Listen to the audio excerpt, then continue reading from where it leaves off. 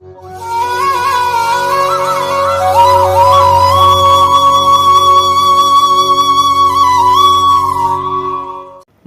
दोस्तों, स्वागत है आपका हमारे चैनल दीप सार में। आज की इस वीडियो में आप लोगों को मैं अनंत चतुर्दशी के बारे में बता रहा हूँ। किसी भी शुभ कार्य को प्रारंभ करने से पहले भगवान गणेश जी की पूजा की जाती है। हर साल गणेश चतुर्थी पर हम गणेश को इस विश्वास के साथ घर में लाते हैं कि उनका आगमन हमारे जीवन में आई बाधाओं और कलेशों को दूर करेगा। एक मूर्ति के प्रतीक भगवान गणेश प्रार्थनाओं और श्रद्धा की एक महान भावना से भरे हुए हैं। चलिए जानते हैं अनंत चतुर्दशी की कहानी।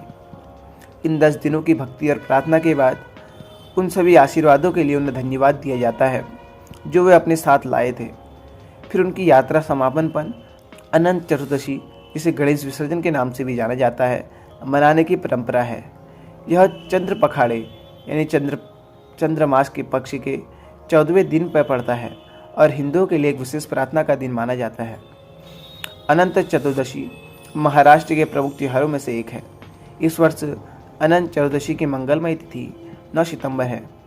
किंवदंतियों और मान्यताओं के अनुसार गणेश विसर्जन का प्रमुख रूप से छत्रपति शिवाजी के युग में मराठा महाराज्य की अवधि में शुरू हुआ था।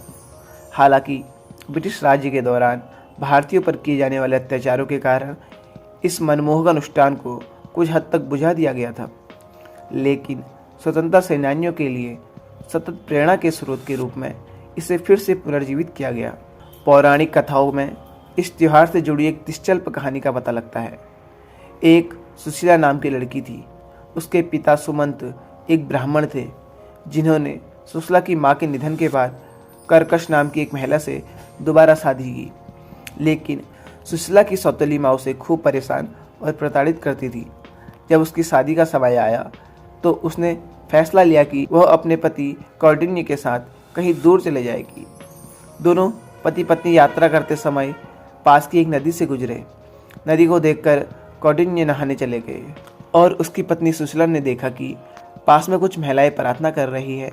वह उनके साथ शामिल होते हुए उनसे उनकी पूजा के बारे में पूछने लगी, तो उन्होंने उसे बताया कि वे अनंत की पूजा कर रही है। जब सुशीला को अनंत की मन्नत के बारे में पता चला तो उसने भी उसे रखने का फैसला किया। महिलाओं ने उसे अनुष्ठान सिखाया और उसके बाएं हाथ पर औपचारिक धागा बांध दिया। उसके बाद दोनों पति पत्नी चमत्कारी रूप से समर्थ हुए।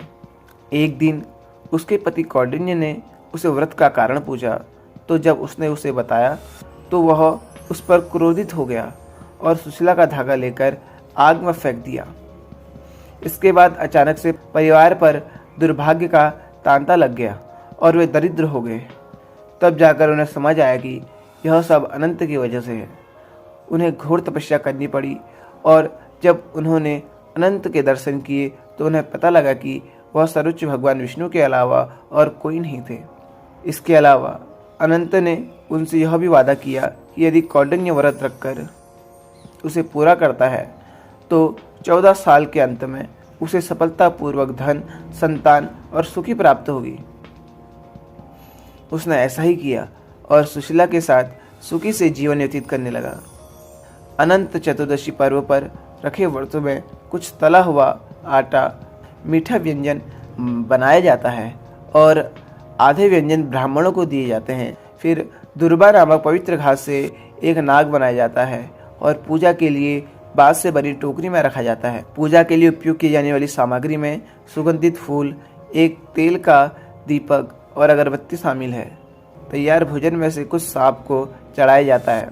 इसके अंत में भक्तों की कलाई में रेशम की एक डोरी बांधी जाती है। इस तार को अनंत कहते हैं।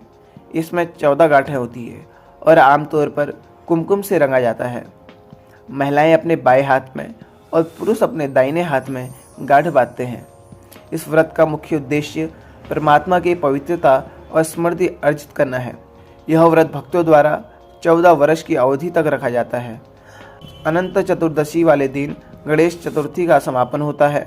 भगवान गणेश की मूर्ति को विसर्जन के लिए पास जलाशयों जैसे झील, नदी या समुद्र में ले जाया जाता है। इस दिन जिन लोगों ने भगवान गणेश को अपने घरों में आमंत्रित किया था, वे मूर्ति को पानी में भर देने के उद्देश्य से रंग बिरंगे जुलूसों को निकालते हुए ले जाते हैं, जिसमें लोगों को शुद्ध देवत्व में नाचते हुए देखा जा सकता है। यह नज़ारा मंत्रमुग्ध कर देने वाला होता है।